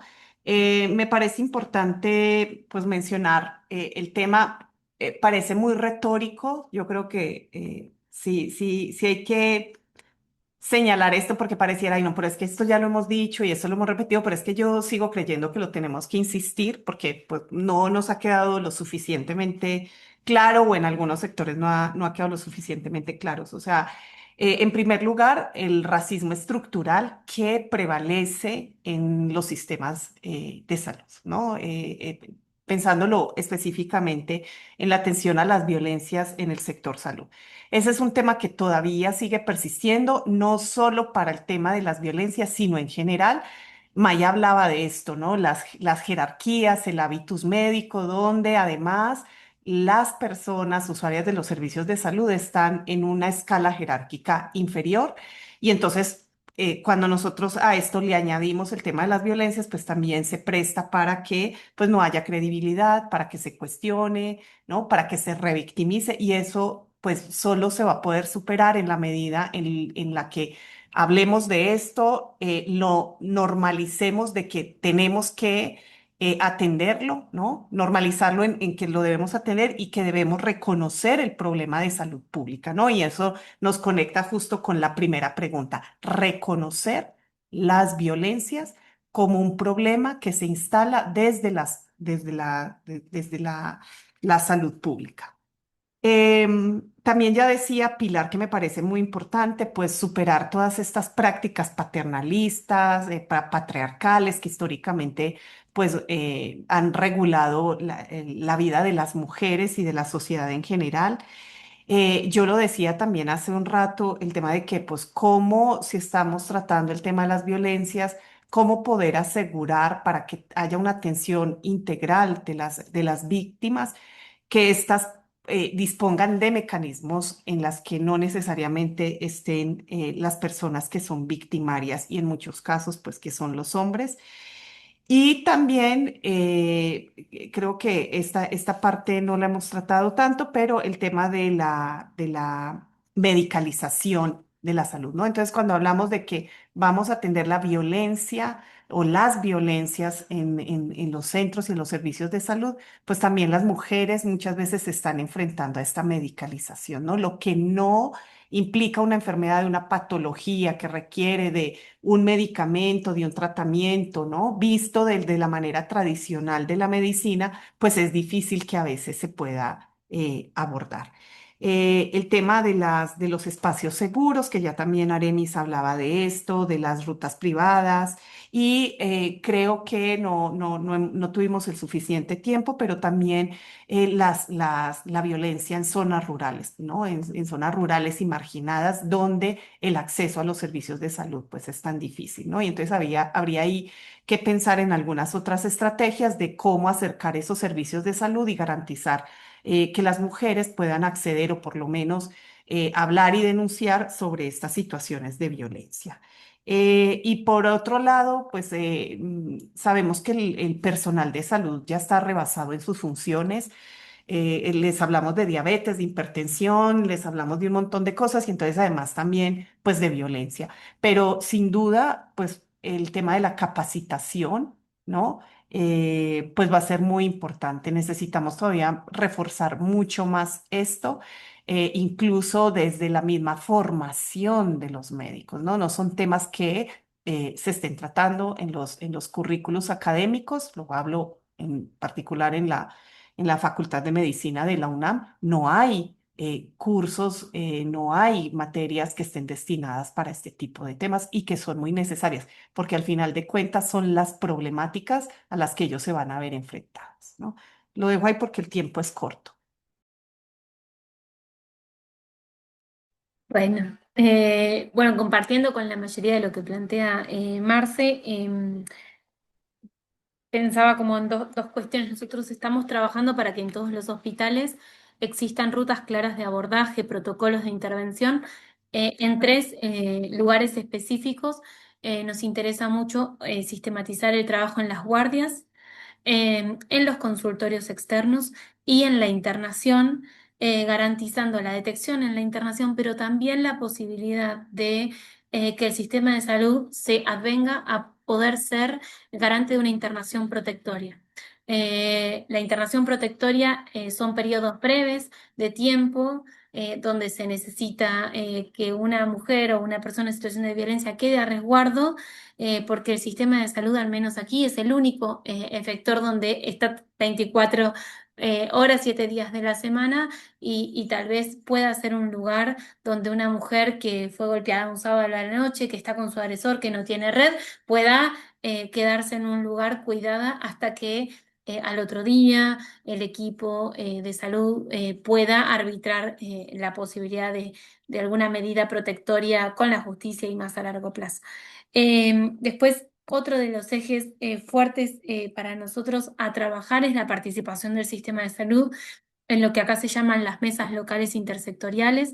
Todos los municipios tienen mesas locales de género, donde participan seguridad, justicia, educación, salud. Entonces, salud no tiene una participación prioritaria en esas mesas y nosotros creemos que tenemos que lograr que participen para fortalecer el trabajo intersectorial. Y en relación a lo que decía Marcela de la formación, nosotros estamos tratando de, entendiendo que se le demanda a los equipos de salud formación de muchas dimensiones, trabajar en la universalización de la formación para la detección. O sea, no necesitamos que todos los trabajadores del sistema de salud sepan cómo abordar una situación de violencia de principio a fin, pero sí necesitamos que tengan la sensibilidad suficiente y la formación suficiente para poder detectar y hacer una articulación cuidada de mínima. Nosotros tenemos en Argentina la ley Micaela que obliga a todos los trabajadores estatales a tener formación sobre el abordaje de las violencias. Entonces, poder complementar esta formación para la detección, que la centramos fuertemente en la estrategia de la ley Micaela, con la formación para los abordajes, y ahí trabajamos fuertemente lo que tiene que ver con el abordaje de las violencias por razones de género, la continuidad de cuidados, también contra niños, niñas y adolescentes, lo que tiene que ver con violencia sexual, hacemos mucho énfasis. Y dos cositas quería decir en relación a los núcleos duros de exclusión. Hoy nosotros estamos teniendo una problemática o dos problemáticas que estamos tratando de abordar en el sistema de salud con particular interés. Hasta hace algunos años las mujeres, los embarazos operaban en las mujeres como un límite a los consumos. Hoy estamos teniendo muchas problemáticas en los hospitales vinculadas a mujeres en situación de consumo, personas que son a su vez personas gestantes. Entonces tenemos un problema muy grande en relación a bebés que nacen con cuestiones con consumo en sangre, y eso se trama con situaciones de violencia. Digo, había algo de lo que hasta hace un tiempo operaba como límite y no teníamos tantas mujeres con situaciones de consumo en la gesta, que hoy es una problemática que tenemos cada vez en aumento en términos cuantitativos, que nos parece un núcleo problemático especial al que tenemos que prestar especial atención. Y el otro eje que nos interesa particularmente, que tenemos un programa específico en el Ministerio que se llama Niñas no Madres, que es el embarazo temprano en niñas y adolescentes.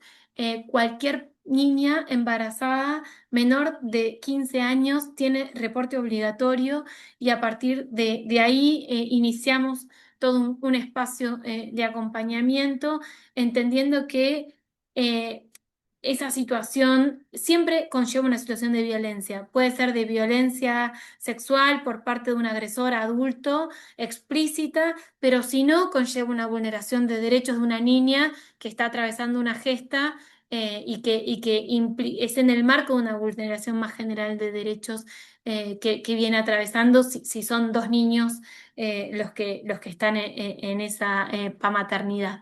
Entonces, bueno, poder pensar estos dos núcleos problemáticos para nosotros es un eje importante y solo nombrar que en nuestra dirección dentro del Ministerio de Salud nosotros tenemos la línea de cuidado a trabajadores y la línea de cuidado a usuarios. Todo lo que venimos hablando, compartiendo acá, tiene que ver con la línea de cuidado a la población, pero también de nuestra dirección depende la línea de cuidado a los trabajadores y trabajadoras, entendiendo que la Organización Internacional de Trabajo dice que el sistema sanitario es uno de los ámbitos laborales más violentos por nuestra propia formación, por las lógicas del modelo hegemónico en salud, y ahí trabajamos también fuertemente las violencias que se producen entre trabajadores y trabajadoras, incluyendo las violencias por razones de género a las trabajadoras de salud, entendiendo que el sistema de salud está fuertemente feminizado.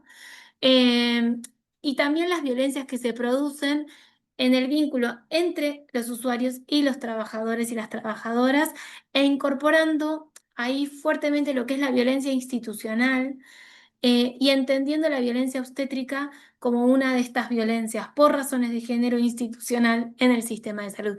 O sea, solo al menos para dejarla nombrada, pero también tramar que las violencias obstétricas y las violencias contra la salud sexual, reproductiva y no reproductiva son violencias por razones de género, que somos los trabajadores del sistema de salud y los agentes sanitarios y los agentes estatales los que muchas veces reproducimos esas violencias, y que es importante entenderlo como un eje de violencia institucional perpetrado por el Estado.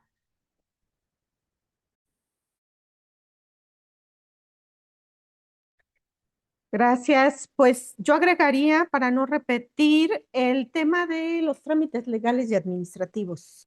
Es una barrera súper importante que de repente está condicionado a la atención en salud, a la denuncia, que ya en algún seminario más nos aclaraba cómo es que opera, que el personal sea que resuelva y que no condicione a la denuncia, el exceso de formatos, también cómo fluye la información al interior de nuestras instituciones para esta atención y hacia las otras instituciones. Me parece que son barreras importantes. Y en cuanto al tema de en alguno de los seminarios, y ahorita lo traigo a colación, es el reflexionar sobre nuestra propia posición, ¿no? Cómo nosotros mismas, nosotros mismos como personal de salud, tenemos nuestros propios temas, pueden ser muchos sin resolver, pueden ser otros resueltos, ya platicamos de la educación, pero cómo nos posicionamos frente a la persona que estamos atendiendo es fundamental, ¿no? Hacer nuestro propio ejercicio reflexivo de los casos que estamos atendiendo.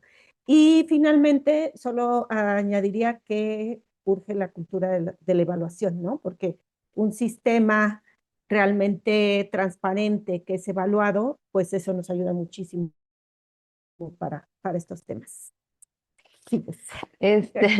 O sea, creo que este sería la parte más frustrante yo llevo muchos años trabajando en el sistema de salud y me parece la más frustrante porque soy antropóloga y, por ejemplo, esto creo que de las cosas menos maduras que tiene el sistema de salud es el enfoque, bueno, interseccional, no, pero el enfoque intercultural, que el llamado enfoque intercultural, que nadie sabe cómo se come, que nadie sabe cómo se aterriza Creo que está más maduro el enfoque de género, incluso, hasta en el análisis de los datos, hasta en la formación, ¿no? O sea, podemos encontrar personal de psicología con enfoque de género, pero, por ejemplo, enfoque de racismos, o sea, cómo genera estas desigualdades racistas en países como los que tenemos las tres aquí, países profundamente racistas que generan un trauma específico y unas relaciones y unas dinámicas, no, o sea, no existe formación con esos enfoques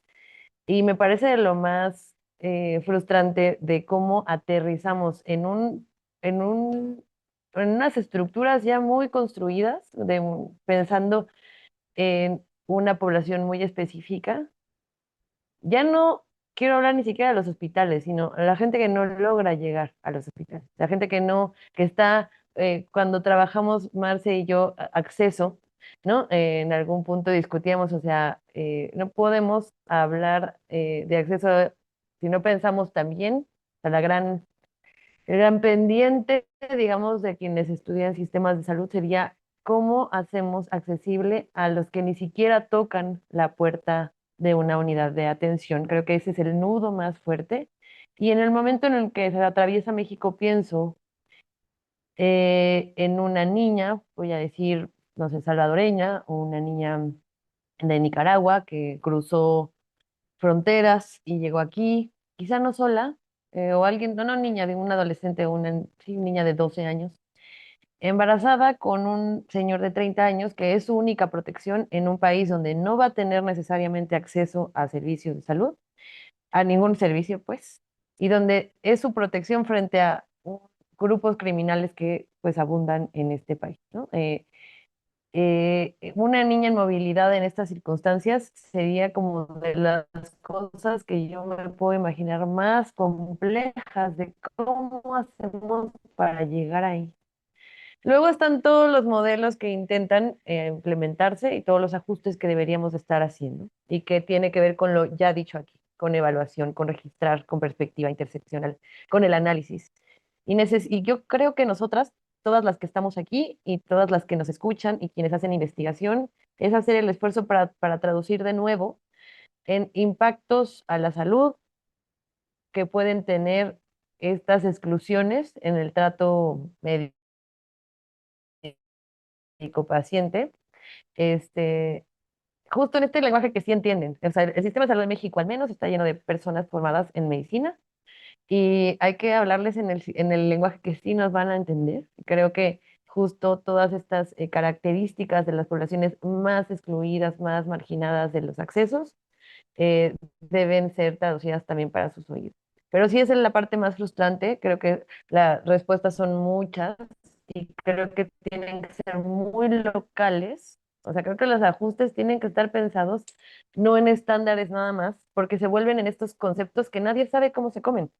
Interseccionalidad, interculturalidad, enfoque de no sé qué, nadie sabe cómo se comen. Entonces, los ajustes deben ser más bien pensados a nivel local porque cada localidad y cada espacio tiene sus propias cosas, ¿no? O sea, la interculturalidad no es algo abstracto, es algo que se tiene que aterrizar al rarámuri en Chihuahua, al wixárika en San Luis Potosí, a el maya yucateco en Yucatán, a la persona migrante que está atravesando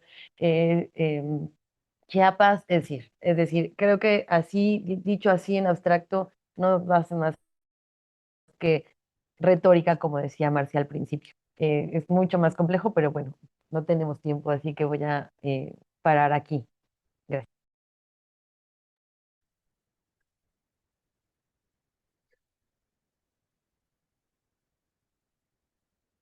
De acuerdo. Ah, quisiera leerles un par de preguntas que están de nuestros participantes en los chats. Em, Nos preguntan cómo poder aplicar en la práctica esta información que brindan los sistemas de información para las políticas públicas en salud, específicamente en la cuestión de violencias, si a nivel general del sistema de salud hay una crisis.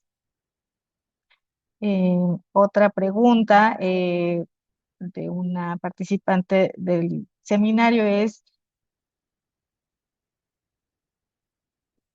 cómo evitar el aislamiento de las personas, cómo lo hacen en el caso de Argentina que nos comentaba Pilar, con con quiénes juntan estas personas, no entendemos. Creo que de la experiencia que nos contaba Pilar podemos abordar este tema. Y bueno, muchos comentarios sobre la importancia de las reflexiones que han eh, aportado aquí.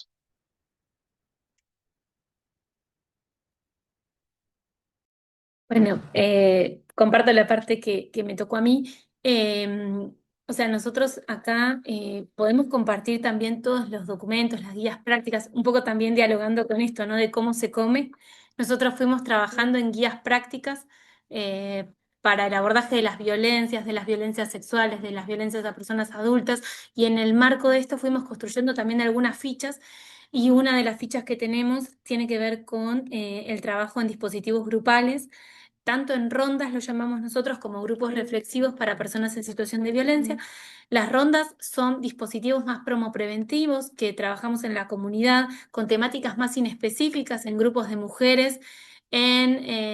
Con organizaciones sociales de la comunidad, políticas que generamos. Nosotros acá tomamos mate, entonces les decimos mateadas, compartimos un rato con gente de la comunidad y intercambiamos sobre algún tema, y la realidad, lamentablemente, es que las violencias siempre aparecen como un tema del que podemos charlar, con el que nos podemos informar. Eso es más una modalidad de rondas.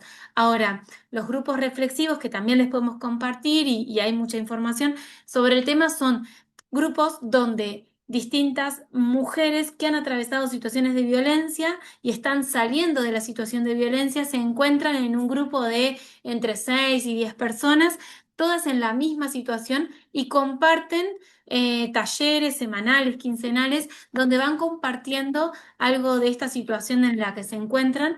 Entonces, esos grupos tienen otras características, son grupos cerrados, son grupos donde se realizan entrevistas de admisión, donde se genera un dispositivo que tiene una temporalidad determinada, y a partir de ahí se acompañan las salidas de las violencias a personas que han atravesado situaciones de violencia o están atravesando situaciones de violencia. Esos dos dispositivos grupales, cuando nosotros hablamos del romper el aislamiento, tiene que ver con que muchas personas en situación de violencia, sus familias se cansan, se enojan con ellas, pierden amistades, pierden vínculo con sus hermanos, con sus amigos, con sus padres, con su familia, porque es muy difícil acompañar a una persona en situación de violencia, y a veces pareciera que las únicas personas que pueden entender lo que están atravesando son otras personas que les está pasando lo mismo. Entonces, romper el aislamiento para nosotras tiene que ver con poder pensar algunos dispositivos con modalidades grupales donde se pueda pensar la idea de la ayuda mutua, ¿no? De poder pensar personas que están atravesando situaciones similares y que pueden acompañarse y comprenderse entre sí. Mucho para profundizar, pero solo hay alguna coordenada en relación a eso. Voy a permitirme nada más hablar rápido porque me gustaría que Marce Agudelo se tiene que retirar ya y le agradecemos muchísimo su presencia hoy. Para nosotras es muy importante la de ambas, pero Marce se tiene que retirar. Si quisieras hacer, Marce, un comentario final antes de irte y dejarnos aquí en la conclusión. Muchas gracias. Aquí nos pudiéramos quedar horas porque los temas son bastante complejos y cada uno ameritaría, bueno, como lo hicieron en este seminario, lo cual yo de verdad que me alegra mucho que existan estos espacios y abocaría también para que se mantengan, ¿no? Yo quisiera responder a esta pregunta, no sé si la entendí muy bien, de por dónde empezar. Es difícil, ¿no? Cuando se está del lado de la prestación del servicio, decir, bueno, ¿y qué puedo hacer? Porque es que este problema rebasa cualquier capacidad y cualquier entendimiento y la misma realidad. Yo creo que en línea con lo que ya veníamos planteando en este conversatorio es pues ser más empáticos, más abiertos, darle credibilidad a las mujeres, no revictimizar. Y creo que algo básico es que podamos entender cuáles son las rutas de activación de la atención, porque sí las hay, y si por lo menos los prestadores de servicios de salud tienen esto claro, aunque no sean expertos y aunque no estén capacitados y demás, es un buen inicio para decir, bueno, es que no es que no haya nada, es que hay esto y proporcionar la información a las mujeres y en la medida que sea posible, pues garantizar de que ellas puedan seguir esa ruta. Yo creo que por ahí se podría iniciar porque, insistimos, evidencias hay. Hay que traducir esto a las políticas públicas y hay que reforzar la voluntad política para que esto realmente se haga realidad. Y muchas gracias, un gusto y ahí nos vemos pronto. Gracias.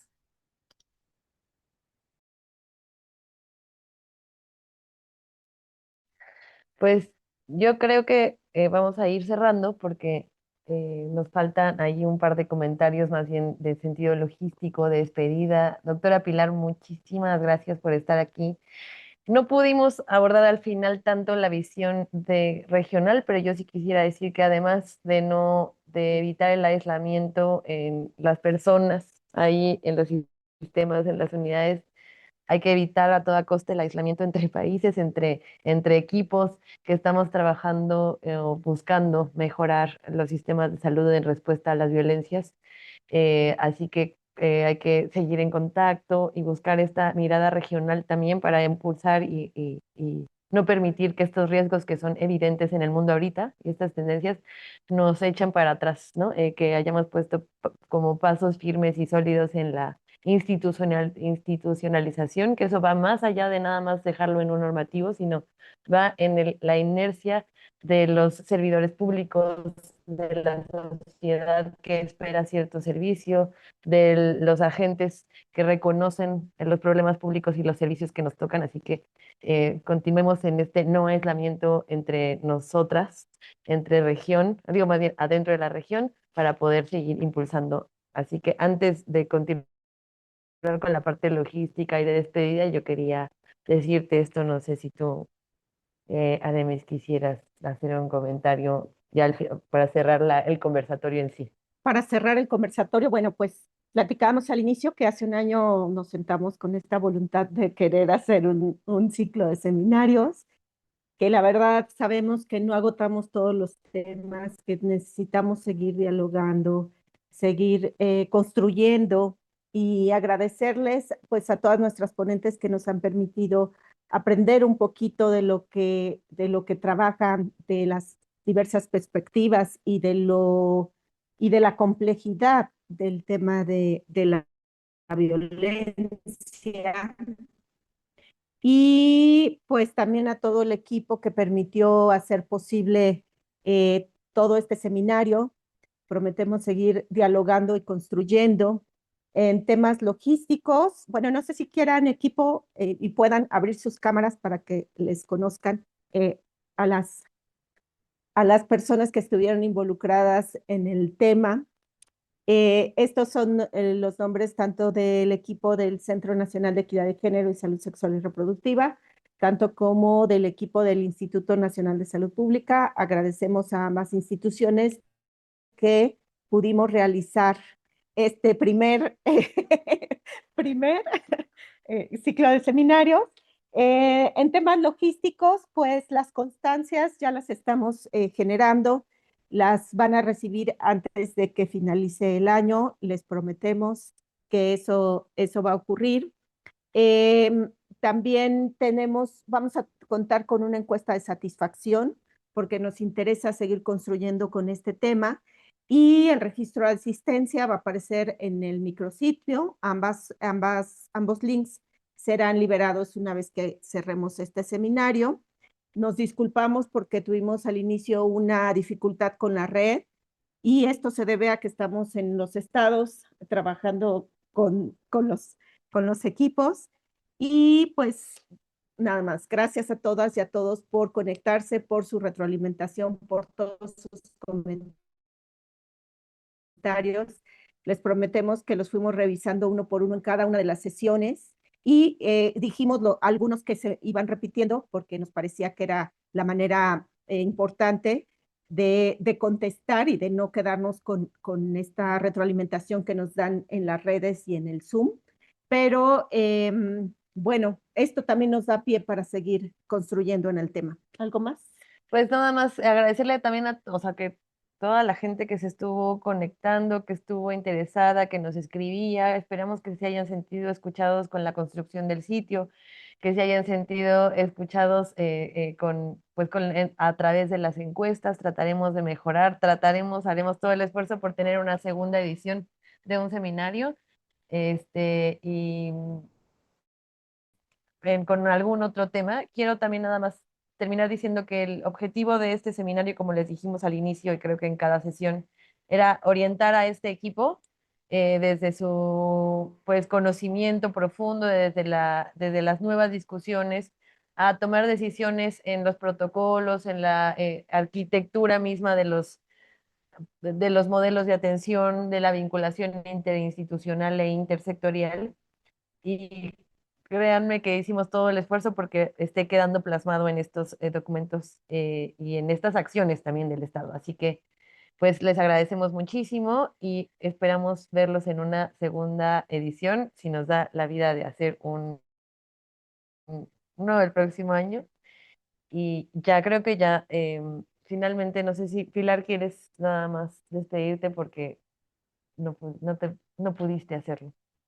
No, simplemente muchísimas gracias. Es un placer compartir y sí, quedamos a disposición para encontrarnos, para armar mesas de trabajo regionales, porque necesitamos trabajar juntas en equipo y tirar para el mismo lado en la región que las violencias traman la colonialidad del poder, el patriarcado y tenemos enormes desafíos para poder pensar esto juntas, así que un placer enorme y a disposición siempre que lo necesiten. Muchas gracias, equipo. Muchas gracias a todo el mundo. Gracias, Aramis, por hacer esto Gracias. posible. Si nos comparten la diapositiva de nuestros equipos y con eso cerramos. Muchas gracias.